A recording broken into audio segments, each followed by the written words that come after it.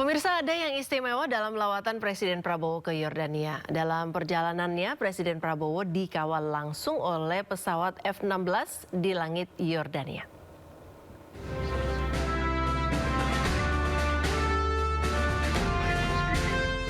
Dalam perjalanannya ke Yordania, Presiden Prabowo Subianto mendapatkan perlakuan istimewa.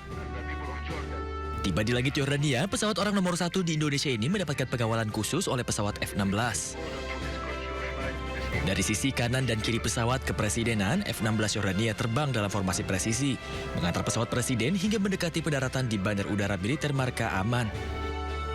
Pengawalan udara tersebut bukan sekedar prosedur keamanan negara, melainkan simbol penghormatan tinggi dari kerajaan Yordania Hashimiyah. Bahkan salah satu pilot F-16 menyapa langsung Presiden Prabowo melalui komunikasi radio. This is Line 1 speaking. Your Excellency Mr. President, Assalamualaikum warahmatullah. This is Line 1 speaking. Your Excellency, on behalf of His Majesty King Abdullah II and the people of Jordan, we are honored to welcome you to Jordanian airspace, and it's a great honor to escort your flight this evening.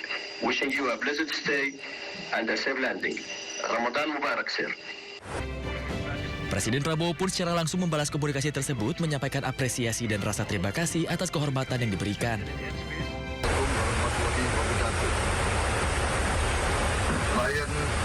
Lion Flight, Indonesia One. This is President Prabowo Subianto of Indonesia.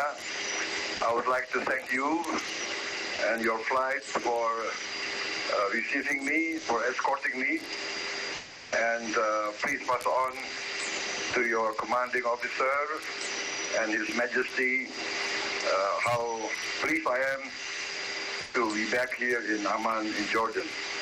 Thank you very much. Lion Flight, this is Indonesia One. Once again, Ramadan Mubarak. Wish you all the best in this holy month. Wassalamualaikum warahmatullahi wabarakatuh.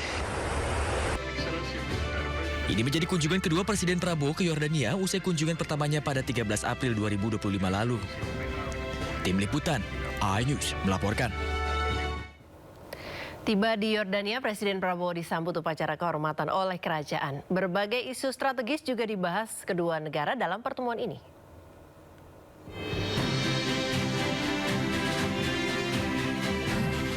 Setibanya di Yordania, Presiden Prabowo bertemu Raja Abdullah II di Istana Basman.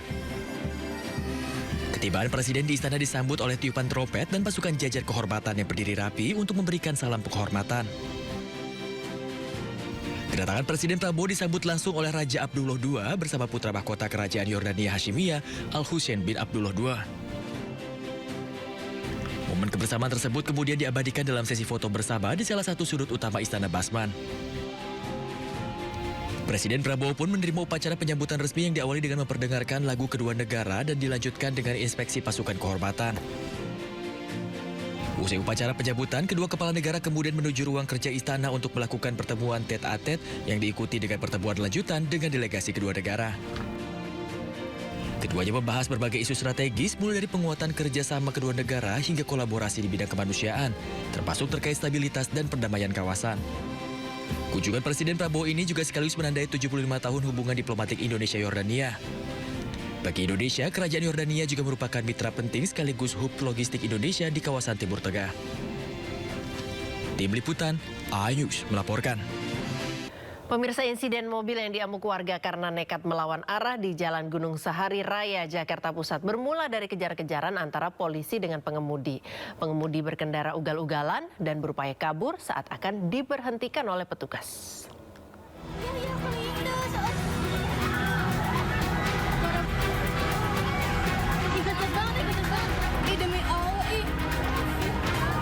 Hindari polisi, sebuah mobil minibus nekat menerobos melawan arah di Jalan Gunung Sahari Raya, Sawah Besar, Jakarta Pusat, Rabu sore. Sejumlah pengendara berupaya hentikan pelaku yang mulai hilang kendali dan menabrak pengendara lain.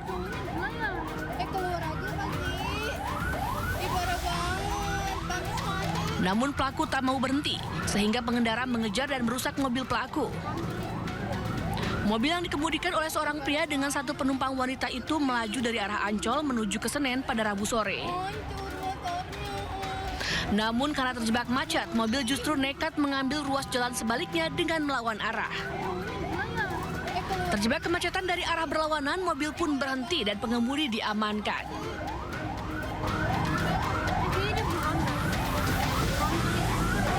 Ih, parah banget. Sedih.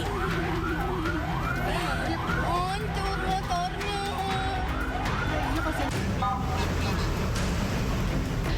Insiden bermula dari kecurigaan petugas patroli terhadap mobil pelaku yang melaju ugal-ugalan, serta plat nomor kendaraan yang diduga palsu di perempatan MBAL Gunung Sahari. Peringatan petugas membuat pengemudi panik dan akhirnya nekat terobos jalan satu arah di kawasan Gunung Sahari hingga akhirnya terjebak kemacetan dan jadi sasaran amukan warga. Kembali pelanggar memutar arahnya di jalur yang sama. Ya, di jalur yang sama. Ini tentu sangat-sangat mengancam keselamatan pengguna jalan lain. Kembali memutar arah di jalur yang sama. Nah, di sanalah terjadi peristiwa mengingat dari arah yang berlawanan atau dari arah Senen menuju Pintu Besi itu sudah kendaraan lain juga ikut mengarah ke jalur arah utara. Nah, di sana terjadi peristiwa, ada sebuah kecelakaan mengakibatkan korban luka dan juga beberapa kendaraan yang rusak. Pengemudi asal Surabaya mengaku panik saat akan diberhentikan polisi karena tidak memiliki surat izin mengemudi. Dirinya bermaksud mengajak kekasihnya berwisata ke Ancol, namun karena tak menguasai jalan, akhirnya nekat melawan arah. Karena saya nggak bawa SIM, nggak punya SIM sama nggak bawa STNK. Tadinya saya takut sama polisi, takutnya ditilang. Nah, itu bisa lawan arah karena memang nggak tahu jalan atau gimana? Nggak tahu jalan dan Emang dari mana? dari Surabaya terus ke Karawang menuju ke Ancol sama pacar saya. Kini petugas masih melakukan pemeriksaan terhadap pengemudi dan kendaraannya, termasuk akan melakukan tes urin. Dari Jakarta, Ratu Sanjaya, iNews melaporkan. Pemirsa, ratusan warga di Kota Bandung dan Tangerang rela mengantri panjang untuk menukar uang baru yang disediakan oleh Bank Indonesia. Hal ini dilakukan sebagai persiapan menyambut Lebaran.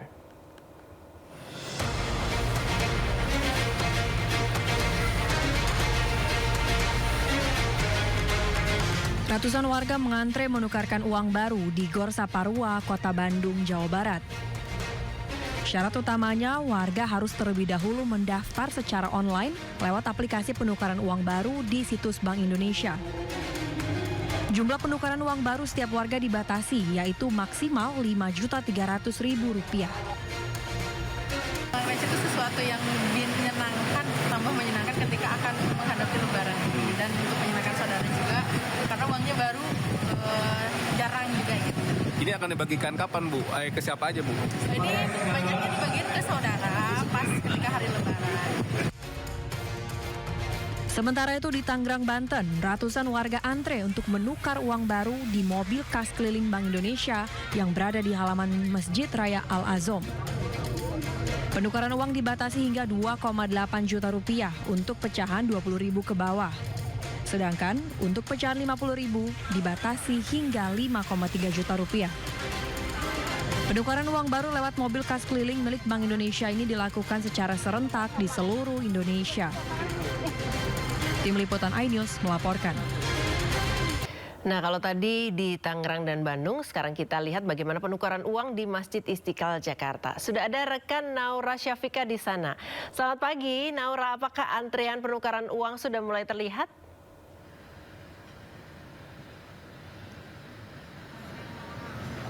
Ya, selamat pagi Priska dan pemirsa. Pagi hari ini untuk penukaran uang di Masjid Istiqlal Jakarta ini sudah terlihat dari antrian yang tepat di belakang saya. Ini antrian dari para penukar uang yang sudah hadir tadi sekiranya dari pukul 8 waktu Indonesia Barat. Dan perlu diketahui memang setiap harinya, setiap hari kerja ini untuk penukaran uang yang dilaksanakan dari Bank Indonesia ini membuka loket itu setiap hari dimulai pada pukul 9 waktu Indonesia Barat di Masjid Istiqlal. Dan saat ini sedang memang dari petugas melakukan verifikasi, di mana verifikasi ini dilakukan karena memang untuk salah satu syarat utama dari melakukan penukaran uang ini adalah harus melakukan pendaftaran secara online terlebih dahulu melalui aplikasi di pintar.bi.go.id. Dan nantinya setelah melakukan pendaftaran secara online, nantinya harus mengisi form pemesanan, di mana form pemesanan ini ada beberapa pilihan seperti pilihan dari jumlah nominalnya, kemudian juga lokasi untuk penukarannya, di mana memang kalau misalnya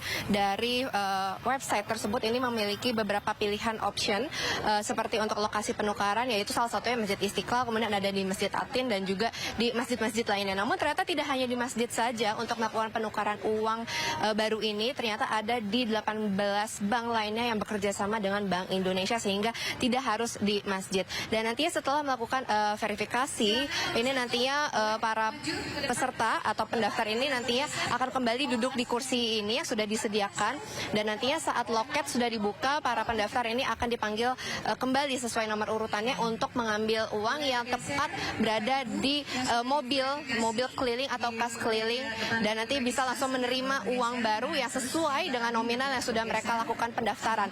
Dan ini adalah untuk kas kelilingnya yang nanti akan langsung mengambil uangnya dari loket berikut ini, Priska dan juga pemirsa.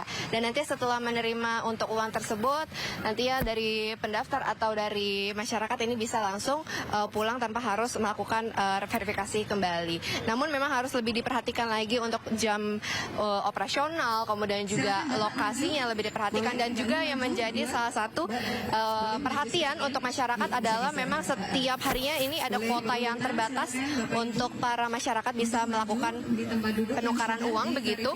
Kemudian juga ada salah satunya yaitu periodenya, di mana memang untuk saat ini merupakan dari pendaftar di periode pertama yang sudah mendaftar di beberapa hari yang lalu. Kemudian kalau misalnya untuk masyarakat yang masih ingin melakukan penukaran dan belum dapat di periode pertama, periode kedua juga sudah dibuka. Namun dari informasi yang kami dapatkan bahwa di periode kedua ini ternyata kuotanya juga sudah habis di tanggal 24 Februari kemarin. Dan untuk pengambilan atau penukaran uangnya nanti akan dilakukan di tanggal 13 hingga 15 Maret. Namun memang untuk pendaftaran di periode ketiga ini masih belum diketahui kapan akan dimulai, sehingga untuk masyarakat ini diinformasikan harus memperhatikan kembali untuk informasi tersebut, salah satunya di sosial media dari Bank Indonesia. Sementara itu Priska, kembali ke studio. Terima kasih Naura, selamat bertugas kembali. Pemirsa, viral ratusan remaja dan pemuda balap liar jelang waktu sahur hingga menutup jalan di Jember, Jawa Timur. Kegiatan ini menjadi pilihan bagi anak-anak muda di kawasan pantai selatan sembari menunggu waktu santap sahur.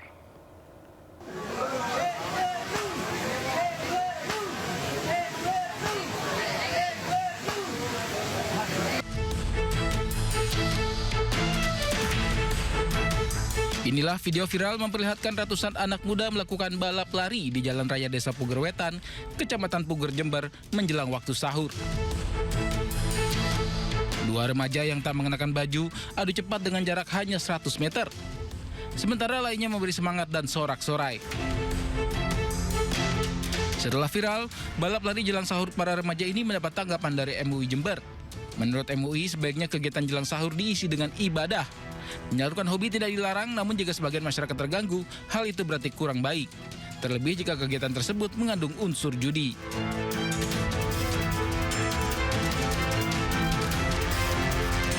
Kegiatan Ramadan yang semestinya itu menjadi momentum muhasabah, momentum untuk memperbaiki diri, momentum untuk semakin melatih diri menjadi lebih baik, dengan kegiatan tersebut maka tercederai.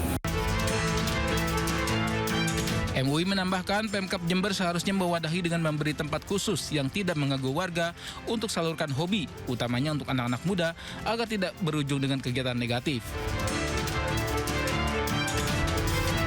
Dari Jember, Jawa Timur, Bambang Sugiarto, iNews melaporkan.